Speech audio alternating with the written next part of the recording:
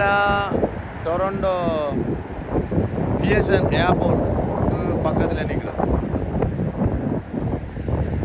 இதில் இந்த ரன்வே நிற்கிது. ரன்வேயில் ஃப்ளைட்டுகள் வர்றதுக்கு ரெடியாக நிற்கிது.